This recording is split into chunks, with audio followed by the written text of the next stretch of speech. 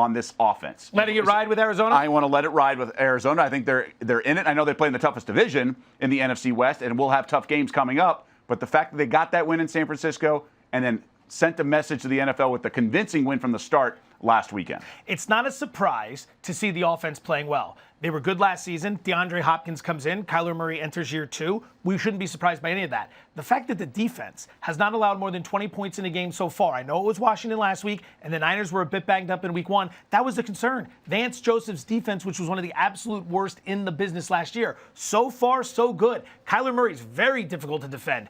Extending plays, buying time for the offensive line, buying time for the receivers to get open down the field. Let it ride, cash out. I'd be letting it ride on the Arizona Cardinals right now. As for the Bears, I would cash out on Chicago. I think it was a little smoke and mirrors, that week 1 win, and then 17-0 lead to the Giants last weekend, who lose Saquon Barkley, and then they almost blow the game. Daniel Jones almost leads the comeback all the way. I just don't think the Bears can do it. They can't sustain the wins. They're not consistent. It never enough. looks pretty. No. It never looks pretty. The Giants had a chance to get them at the end of that game this past weekend. I'm letting it ride with the Bears. I came into the season liking them a little bit more than most for a key reason. They went 8-8 last year, and that's despite the fact that they had horrendous quarterback play from Mitchell Trubisky. Absolutely horrendous quarterback play. So my thought process was, when you bring in Foles, maybe Trubisky takes a step forward, maybe you turn it over to Foles and he's a little bit better, and boom, you go from 8-8 to 9-7, maybe 10-6. Trubisky's been okay, fourth quarter of that Lions game, but look at who they've beaten so far this year. The Lions look like a mess. The Giants are a mess. They could be 2 of the 3 worst teams in football right now, along with the Jets. I'm going to let it ride, but I'm not as confident on this one. I'm cashing out because I think the Bears are the worst team in their division. I think they're worse than the Lions, actually. Yeah. Okay, before we go, you've been something that's caught your eye with some fines throughout the NFL. It is impressive how much money is just being assessed. It's like Monopoly in the most aggressive way possible, COVID edition, right? They want the coaches, they want the teams out here being safe, but it's tough for the coaches to communicate. You can kind of understand, you might not. I get you. Look at this. Every team has been popped $250K. These 5 teams, because their coaches, Peyton, Gruden, Shanahan, Fangio, and Carroll, have had blatant disregard for wearing the mask on the sidelines. Doug, we are at $1.75 million in fines for masks through 2 weeks. Over under $5 million total in fines this year. I'd go over. You're going to go over? And I don't think the NFL will adapt and change, because I think they should change the policy. Players don't have to wear masks. I don't think coaches do, because they're passing all the tests, and you kind of need to coach without a mask. Got to communicate. It's not that easy.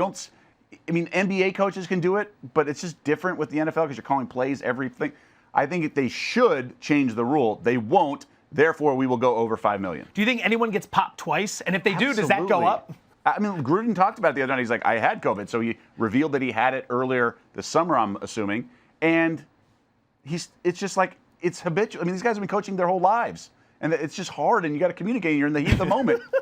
I think so if the NFL were reasonable, they would change, at least in my opinion, they would change the rule. Change the policy? They're not going to. Okay. Therefore, they're going to rack up the fines. We'll see if we get there. $5 million, you're going over. We'll check back in a couple weeks. We could be there in 2 weeks. Yeah, Belichick hasn't been popped yet. No. You got to figure that. Should have been fined for that sweatshirt he wore. Let's switch gears to today at the press conference. Let's switch gears to the NBA. We got a game 4 tonight. Celtics finally get on the board, right? Get the big win in game 3. Did not blow a lead this time. So now it's 2-1. We are at Celtics minus 3.5. The number has moved. Was 2.5 yesterday. Started trickling that direction, which surprises me. Over-under's 212. Heat are 5-1 as a dog in this postseason. Obviously impressed against the Bucks. They've only lost 2 games overall. I'm surprised they're 3.5-point dogs. Do you like them tonight? Tough game to cap, because I could see it going either way. And when I say either way, a variety of options. I could see Boston winning big, Boston winning tight, Miami winning big, Miami winning tight. These are 2 very good basketball teams, and I wonder what adjustments Eric Spoelstra has in store for the Celtics. One of the big angles here is the fact that these guys haven't played since Friday. Right. I don't know if you're aware of this. Today is Wednesday. This is Wednesday. Oh, yeah. I saw footage of Marcus Smart and Enes Kanter hanging out by the pool, playing around. I mean, they're bored. So, do you believe in momentum? Because this is an argument for a lot of people. If Boston was picking up some momentum, they seem to be a bit disgruntled that it took this long to get to game 4. Are you a momentum believer? Normally, no. A momentum truther. But I respect the guys who are there and do it. And if they say that it's a thing, then you have to respect that it's a thing. Now, could be the same for both teams. Miami could be really hungry off a loss and wanted to come back. Sometimes I think the narratives are false narratives, But again, the guys who've actually played and know about it and say that, then I think I have to give them deference. I'm looking to the total in this one because of a lot of those reasons that are being laid out with the rest, with the adjustments. I'm thinking over. I haven't been a huge fan of overs in the playoffs. It's low. I think we're around 211, 212 right there as we see on the graphic. Miami had a horrible shooting night. Their third worst shooting night in 12 playoff games the last time out. They're going to make some adjustments. Boston had this great game plan of just attack, 58 drives to the rack against that Miami zone defense. 58 drives. That is tied for the 5th most in 81 playoff games under Brad Stevens. That was how they were going to penetrate. They played very well offensively. Miami seemed out of sorts for the majority of the night. Butler never really got it going. I find myself leaning to the over here. I don't know. Are you thinking high scoring? I would lean under because I trust the coaches to make adjustments. Both guys, Spoelstra and Stevens, are 1 and 2 in terms of cover percentage over the last 5 years in the NBA. They know what they're doing, and they're rewarding bettors. They're at 54% and change. I like them. I think there'd be some adjustments, maybe even a live bet under during the game. You love the live bets. Of course. How can you not? You get more data points. Okay, so we kind of had some leans on the total. If you had an official play on this game, what would it be? It would be one I love. I've been rolling with this throughout. It is going to be the Boston Celtics in the first quarter. 12-minute sweat, and then you're out of there. You don't even have to watch the game the rest of the night. If you win, if you lose, you can press the action in the second or some live wagering options, as my colleague here has so notably laid out. Boston has been solid in the first quarter, but this is mostly a play against Miami. They have been outscored in the first quarter in all 3 games of this series, and they've been outscored by an average of about 7 points per game. So it's not even close. In addition to that, 12 playoff games this year so far for Miami, 9 of which they have been outscored in the first quarter. Doug, of 16 playoff teams, they rank 12th in first quarter scoring. Wow. Now, Jimmy Butler's out there talking about the idea that they got to start faster, that they got to make changes. He says it's getting old. Yep, and I've been talking about going for a run, maybe going on a diet, maybe laying off the you-know-what every now and again. But I had cheeseburgers last night. I didn't work out today. It's one thing to talk about it. It's another thing to be about it. Until I see it, I'm not going to believe it. I'm laying 1.5 with the Celtics in the first quarter. No more high balls for you, okay? No more high balls, extra dirty. You're moving the market because it was a half for games 1 and 2. Now it's 1.5. Word's out. A lot of people watching bet these days. Thank you for that. Word is out. I'm going to go Gordon Hayward. Under 13.5 points. He returned in game 3, was a difference maker, but not just scoring. He's a facilitator. He came off the bench, second unit. He only attempted 7 field goal attempts, had 6 points. I think he'll maybe score closer to 10, but he's a guy who's more deferential. He does a little bit of everything on the stat sheet. I don't think he's going to look for a shot, especially he only played 30 minutes in the last game. I think 13.5 is a touch high. I'll go under, and also I can't pick the game because it's going to be so competitive. I want no part of the 3.5 here. You know, I like that because Hayward made his first appearance since game 1 against the Sixers on Friday night, and he didn't have any chance of getting any sort of rhythm because as soon as that game ended, again, that was Friday. Today's Wednesday. So who knows? If you believe in momentum, Hayward's not going to be benefiting from the long layoff, in my opinion. Let's go to the other Western Conference Finals now. Let's do it. We saw the game last night. Nuggets, backs against the wall, 2 games to none. They had a nice showing. We talk about zigzag theory. The situational spot probably favored Denver. We thought maybe they'd be flat, but no, they wanted it, and Lakers were a little bit comfortable. Do you believe that narrative that, they're an Anthony Davis buzzer beater away from being up 2-1, the Nuggets? It's a compelling point, but we expect competitive playoff games at this time of year. Guys are going to make big shots. So you can look at that and you can say, well, like with the Cowboys, they're an onside kick away from losing and being 0-2, but they find a way to get the job done. It's not going to matter down the line. They have life. And they've shown us this. Every time you kick them. I disagree with that. So the Cowboys, it's obvious. If they don't get the onside kick, they're 0-2 because that's obvious they're out of timeouts, whatever. But with the Nuggets, I think you get a different Lakers performance in Game 3 if the series is 1-1. Right? It's all about the human element to this. You can't just do the resting on their laurels a bit, you're saying. Completely. We always know that. It's not like Game 3 just would have been different. Maybe Denver would have been played better, that more inspired. Who knows? You just can't do that sort of remove a piece, transitive property, if that's the right usage of that. So that would be the one thing I would say. If it's the right usage. I'm not going to be able to call you on that. It's not. But I will say Denver, it is interesting because the series with Davis and LeBron, but the Nuggets have 3, 4, 5, 6, 7. I mean, depending on how Rondo's playing, the supporting cast was huge. And Grant showed up, and Monte Morris off the bench, the former Iowa State point guard, hit some big shots, especially some corner threes. So if they can get that kind of production, especially Grant defensively against LeBron, Can we see another comeback from Denver? All right, so I want to throw this at you. You mentioned Grant, you mentioned Morris. They had huge contributions. They combined for 40 points in this game. The Denver Nuggets got more out of their depth than the Lakers did.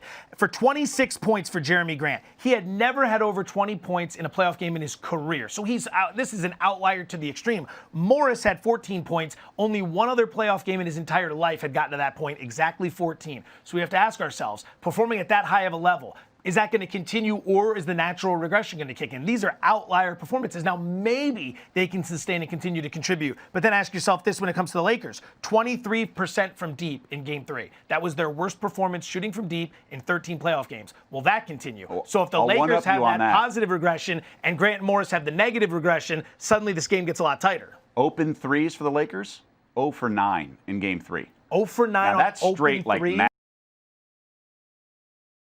One of those down. But that's maybe one. And we talked about it going into Game 2. The Nuggets got blown out in Game 1.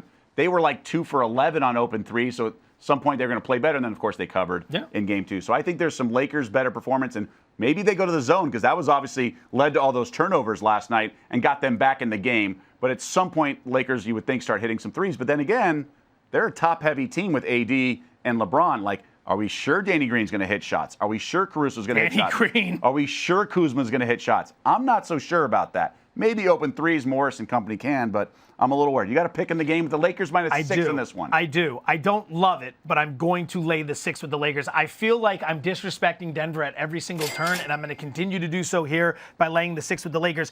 Let's talk about what Denver did in Game 3. 55% from the floor. That's their second best performance from the floor in 17 playoff games. 38% from deep, the best in this series. 29 free throws, second most in 17 playoff games. I lay all of this out because I'm telling you it's most likely not going to happen again. And if those three things regress, that's going to hurt the output from the Denver Nuggets. Now, from a Laker perspective, we were just talking about this. 23% from deep. They're worst in 13 playoff games. Probably won't be that bad again.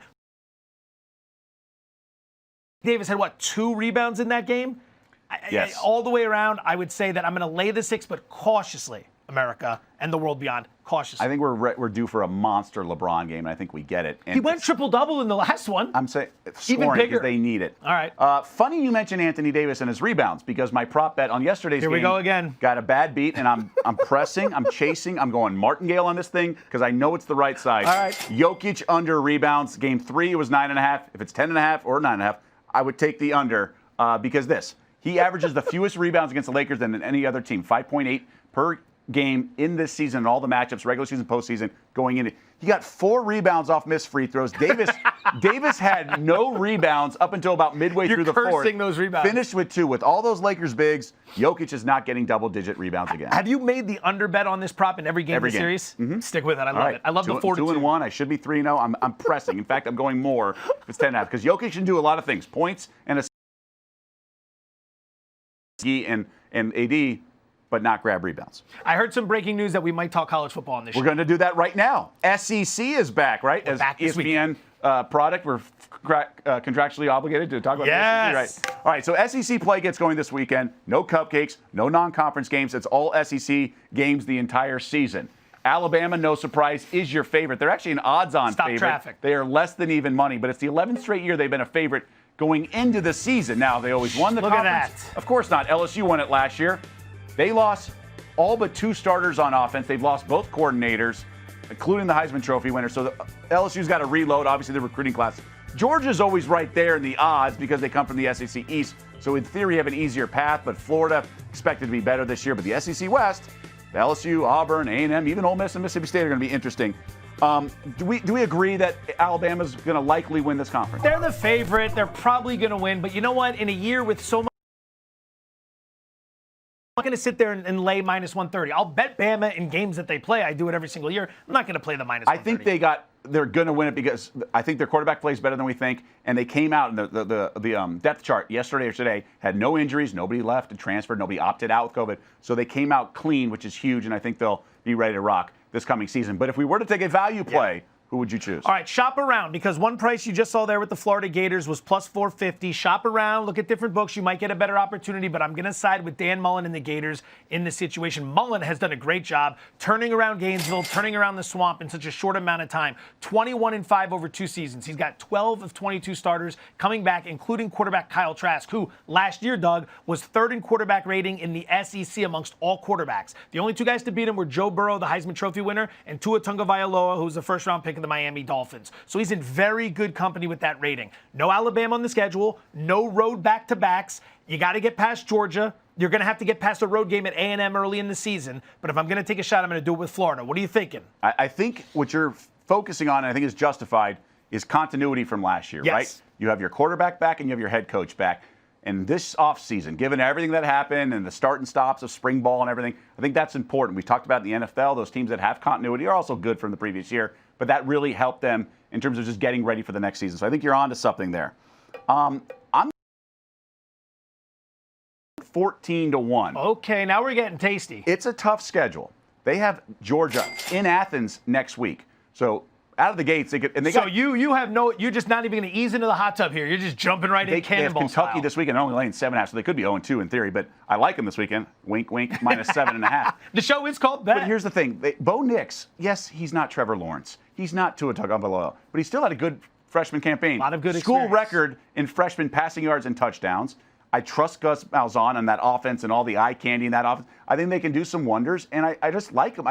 I think they could be undefeated going into the Alabama game at the end of the season. So, they've been known to give Alabama problems. So I just think at 14-1, they reload just like everyone else, and they have a quarterback returning, and I like Malzahn.